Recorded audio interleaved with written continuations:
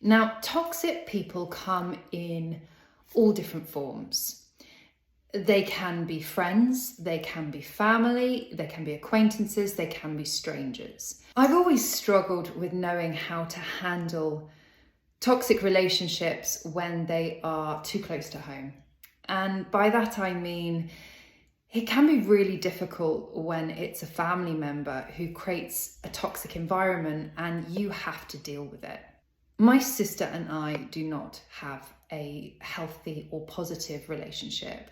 It has driven a wedge between us. And I wish every day that she could find her path to have the confidence to journey back towards communicating with me in an open way, to build a relationship which is deeply fractured. But unfortunately, she chooses not to.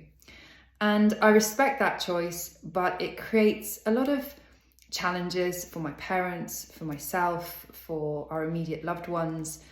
And it can create quite toxic environments when I'm around her in my family home or if I see her at family functions. I genuinely want her to be happy and have love and joy and peace in her life. And I do not wish her bad will, but yet she can and does trigger emotions in me because I long to have a positive and healthy relationship with her, and I don't. So how I've dealt with that toxic relationship over the years is that I have often entered the battlefield. I have come at it, ready to fight.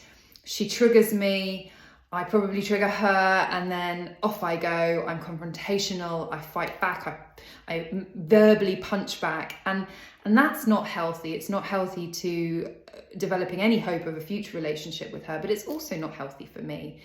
That's not bringing me fulfillment and happiness. It is not bringing me peace. It just makes me more anxious and concerned and worried. So I had a life-changing experience when I went on a mushroom psychedelic retreat in Holland, and it has forever changed the way I consider how I handle toxic relationships. I have inside me a little girl who just wants to be loved and be kind and have joy and wonderful things and people around me. But when that little girl is threatened, many other aspects come out. And I have learned how to self-soothe, and that really has changed the way I handle my relationship with my sister and her triggers. Do the triggers still happen? Yeah, they do. But I have a different emotional reaction to it. And in turn, that makes a huge difference to my health, my happiness, my anxiety levels. I listen, I hear my feelings, my sadness for the lack of relationship I have with her, but I choose to keep her at a distance in order to keep myself safe. And that's okay. Just because they're family and you're related to them does not mean that you need to have this intense, loving, intimate experience with them. It's okay to say no to people in your life, even if they're family members that are toxic for you.